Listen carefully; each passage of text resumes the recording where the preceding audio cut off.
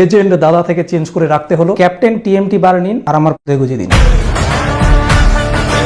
সৌরভ গঙ্গোপাধ্যায় তিনি লালবাজারে লিখিত অভিযোগ জানিয়েছেন ইউটিউবার মৃন্ময় দাসের বিরুদ্ধে। এই লিখিত অভিযোগ জানানো হয়েছে ইউটিউবার মৃন্ময় দাসের বিরুদ্ধে।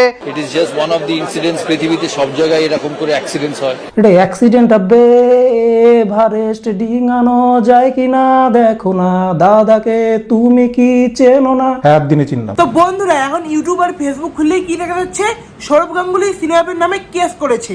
সৌরভ গঙ্গোপাধ্যায় তিনি লালবাজারে লিখিত অভিযোগ জানিয়েছেন ইউটিউবার মৃন্ময় দাসের বিরুদ্ধে। এই লিখিত অভিযোগ জানানো হয়েছে ইউটিউবার মৃন্ময় দাসের বিরুদ্ধে। বন্ধুরা, মিনিমাম আজ থেকে প্রায় এক সপ্তাহ আগে সিনেমা সৌরভ গাঙ্গুলির নামে আরজিকার ঘটনাটা নিয়ে একটা কথা বলেছিল। সেই কথাটা হলো এটা, মনে হচ্ছে সৌরভ গাঙ্গুলির নাকি বায়োপিক করার প্ল্যান চলছে। তো মেকার্সদের বলবো প্লিজ একটু ওয়েট করো,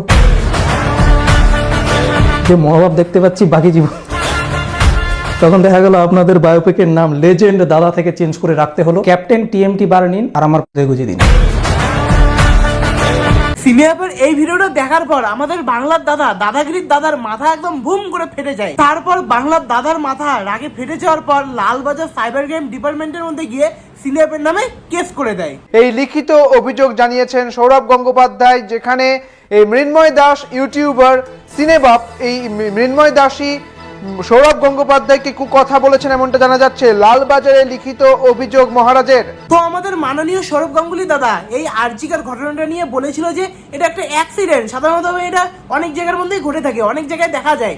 মানে কি বলি ভাই, এনার বিরুদ্ধে যদি কেউ একটা সত্যি কথা বলতে যায়, এনার গায়ের মধ্যে ফোসকা পড়ে এবং ফোসকা পড়ে তার নামে কেস করে দেয়। It is just one of the incidents, পৃথিবীতে সব জায়গায় এরকম করে অ্যাক্সিডেন্টস হয়।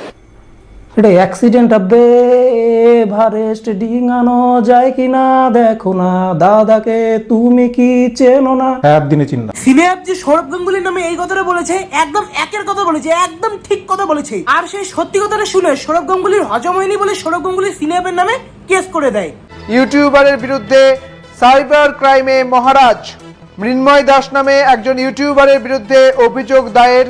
মৃন্ময় দাস নামে ইউটিউবারের বিরুদ্ধে এই অভিযোগ, লালবাজারের লিখিত অভিযোগ উত্তেজিত সৌরভের। ভাই, আমি পশ্চিমবঙ্গের অবস্থা দেখে শুধুমাত্র একটা কথাই ভাবতেছি, তুমি যদি পশ্চিমবঙ্গের মধ্যে থাকে যদি তুমি যে কিছু একটা প্রতিবাদ করতে যাও, তোমাকে জেলে যেতে হবে। তুমি যদি সত্যি কথা বলো তাহলেও তোমাকে জেলে যেতে হবে। মানে কি বলি ভাই, পশ্চিমবঙ্গের মধ্যে শাসন এমন একটা পর্যায়ে চলে গেছে, মানে মুখ দিয়ে কিছু বলারই নাই। লালবাজারে লিখিত অভিযোগ উত্তেজিত সৌরভ গঙ্গোপাধ্যায়ের ইউটিউবারের বিরুদ্ধে সাইবার ক্রাইমে মহারাজ। বন্ধুরা, পশ্চিমবঙ্গের পুলিশ দেখেছো কি ফার্স্ট, মানে কি বলি ভাই, দাদা অভিযোগ করেছে না, পশ্চিমবঙ্গের পুলিশকে তো ফার্স্ট হতে হবেই। সৌরভ গাঙ্গুলি অভিযোগ করার সাথে সাথে লিগ্যাল নোটিশ বাড়িতে। মানে কি বলি ভাই, এরকম স্পিড যদি অন্য কোনো কেসের মধ্যে হতো তাহলে আমরা কবে তিলক তোমার বিচারটা পেয়ে যেতাম। ইউটিউবারের বিরুদ্ধে সাইবার ক্রাইমে মহারাজ লিখিত অভিযোগ দায়ের করেছেন তিনি। সৌরভ গঙ্গোপাধ্যায়কে কুকথা বলা হয়েছে এমনটাই অভিযোগ মৃন্ময় দাসের নামে। বন্ধুরা, সৌরভ গাঙ্গুলির অভিযোগ যে সৌরভ গাঙ্গুলির নামে নাকি সিনেপ খুব খারাপ কথা বলেছে, কিন্তু সিনেপের ভিডিওটা দেখে আমি এখানে কিছু খারাপ কিছু দেখতেই পারলাম না। মানে যা বলেছে একদম সব সত্যি কথা বলেছে। ওই যে কথায় আছে না, সত্যি কথা বললে গায়ের মধ্যে ফোসকা পড়ে, ওই সেম সৌরভ গাঙ্গুলির গায়ের মধ্যে সত্যি কথাটা শুনে সৌরভ গাঙ্গুলির গায়ে ফোসকা পড়েছে। সেই ফোসকার ঠেলায় সিনেপের নামে কেস করে দিয়েছে। মৃন্ময় দাস বলে এক ব্যক্তি, শোনা যাচ্ছে দাদাগিরিতে ঠিক মতো তিনি নাকি সুযোগ পাননি বা এই ধরনের কিছু ঘটনা ঘটেছে। বন্ধুরা, এখন আবার অনেকে বলতেছে যে সিনেপ দাদাগিরির মধ্যে যেতে পারেনি জন্য সিনেপ এই ভিডিওটা বানিয়েছে। তো ভাই, আমি এখানে একটা কথা বলতে চাই, সিনেপ যদি দাদাগিরির নামে যদি ভিডিও বানাতো তাহলে সেটা অনেক আগে বানিয়ে নিত, এখন বানাতো না। বন্ধুরা, তোমরা এখন এই কেসের মধ্যে তোমরা এখন কি চাও সেটা কমেন্টের মধ্যে বলো। সৌরভ গাঙ্গুলি যে সিনেপের নামে যে কেস করেছে সেটা ঠিক করলো কি ভুল করলো সেটা কমেন্টের মধ্যে তোমরা জানাও। আর সিনেপের নামে যে কেস হয়েছে সেটা কি ঠিক হয়েছে সেটাও তোমরা কমেন্টের মধ্যে জানাও। আর ভিডিওটা এই পর্যন্ত, তো ভিডিওটা কেমন লাগলো অবশ্যই তোমরা কমেন্টের মধ্যে বলো।